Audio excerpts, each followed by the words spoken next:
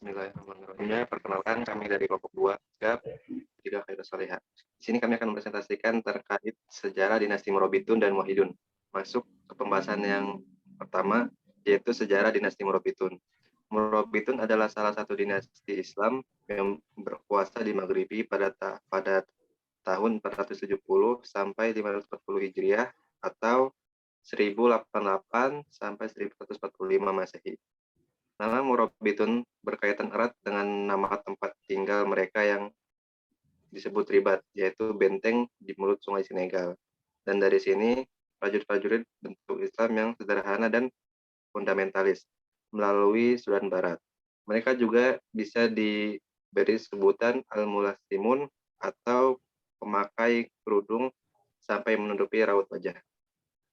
Selanjutnya, sekitar abad 5 Hijriah atau 11 Masehi, salah seorang pemimpin mereka yaitu Yahya ibn Ibrahim melaksanakan ibadah haji di Tanah Suci.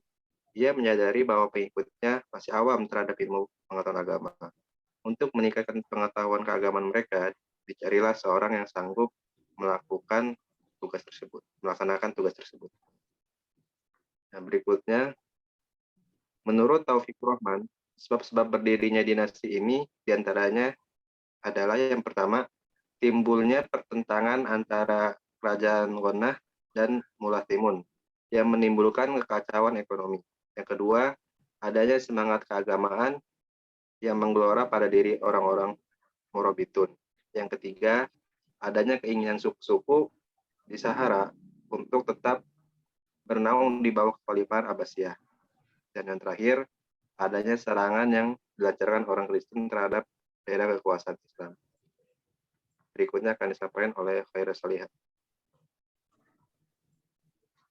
Selanjutnya ada perkembangan dan kemajuan dinasti Al-Morobitun. Dinasti Al-Morobitun memegang kekuasaan selama 90 tahun dengan 6 orang penguasa. Morobitun memegang peran penting mempersatukan bangsa barbar dalam satu kesatuan. Dinasti Morobitun ini banyak mengalami kemajuan pada bidang filsafat, sains, dan fikih. Dalam bidang filsafat, pada masa Daulah Umayyah kedua, telah diketahui bahwa Cordoba dengan perpustakaan dan universitasnya mampu menyaingi Baghdad sebagai pusat ilmu pengetahuan dan peradaban Islam. Yang kedua, dalam bidang sains, salah seorang tokoh terkenal dalam kimia dan astronomi adalah Abbas bin Farmas. Dia adalah orang pertama yang menemukan pembuatan kaca dari batu. Selanjutnya, dalam bidang fikih, yaitu mazhab Maliki yang mengalami perkembangan yang signifikan karena salah satu mazhabnya dapat diterima di kalangan Muslim Andalusia, juga karena mendapatkan dukungan dari penguasa Morobitun dan para fuqaha.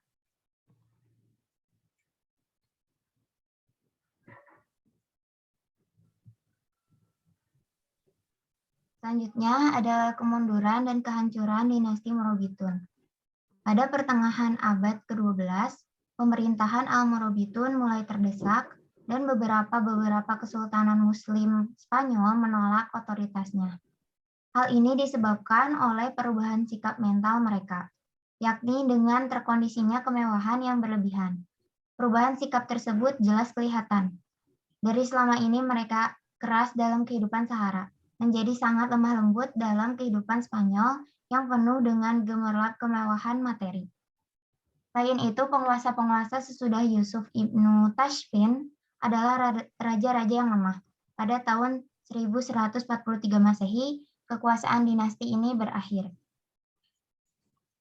Lalu, kemunduran yang dialami oleh Al-Morobitun juga dipicu oleh kecenderungan dari para pemimpinnya, yang senang menumpuk harta kekayaan, di samping para fuqahanya terjerumus pada mengkafirkan orang lain yang berusaha untuk merubah moral masyarakat dengan mengokohkan prinsip-prinsip syariah dan akidah.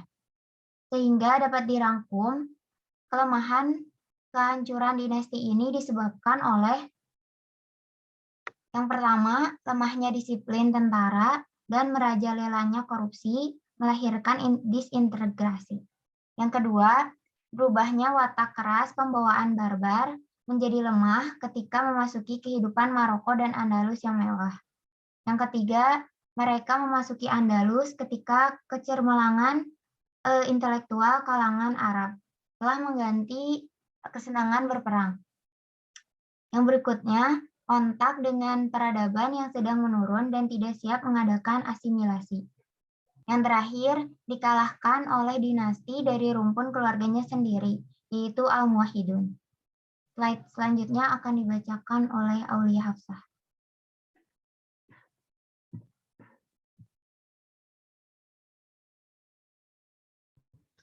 Oke, bismillahirrahmanirrahim. Saya akan menjelaskan awal berdirinya dinasti Muwahhidun. Nah, Al-Muwahhidin sendiri, dia berdiri di Maroko dan di Spanyol pada tahun 524 sampai 667 Hijriah atau 1130 sampai 1269 Masehi sebagai protes atas mazhab Maliki yang kaku. Samsul Munir dalam bukunya Sejarah Peradaban Islam menyatakan bahwa dinasti ini berdiri sejak tahun 1114 Masehi berdasarkan ajaran pendiriannya, yaitu Muhammad Tumart, dan pernah mengalami masa kejayaannya di kawasan Afrika Utara dan Spanyol selama lebih dari 1 abad, yaitu sejak tahun 515 sampai 667 Hijriah atau 1121 sampai 1269 Masehi. Pendirinya adalah Ahmadi bin Tumart yang merupakan orang barbar yang berlaku zuhud serta menerima kesetiaan dari suku Masmudah dan beribu kota di Marsyi yang didirikan oleh dinasti Murabitun.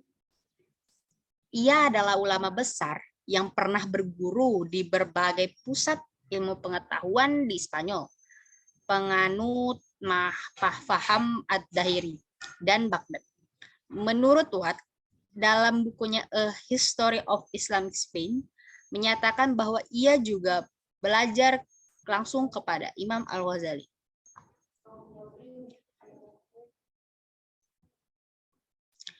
Nah, berikut beberapa kemajuan dinasti Muwahhidun. Yang pertama, di dalam bidang politik, telah mampu menguasai wilayah Kepulauan Atlantik sampai ke daerah Teluk Gebes di Mesir dan Andalusia. Di dalam bidang ekonomi, telah berhasil dengan perjanjian dengan Pisa pada tahun 1154 Masehi, dan pada bidang arsitektur banyak menghasilkan karya-karya dan bidang pengetahuan dan filsafat lainnya. Nah, dinasti Muwahhidun juga mengalami kemunduran. Beberapa faktornya, sejak khalifah dipegang oleh Muhammad al-Nasir, dinasti Muwahhidun mulai menunjukkan kelemahan-kelemahannya karena khalifah tidak lagi memiliki kemampuan untuk menyusun strategi militer guna menghadapi kekuatan tentara Kristen.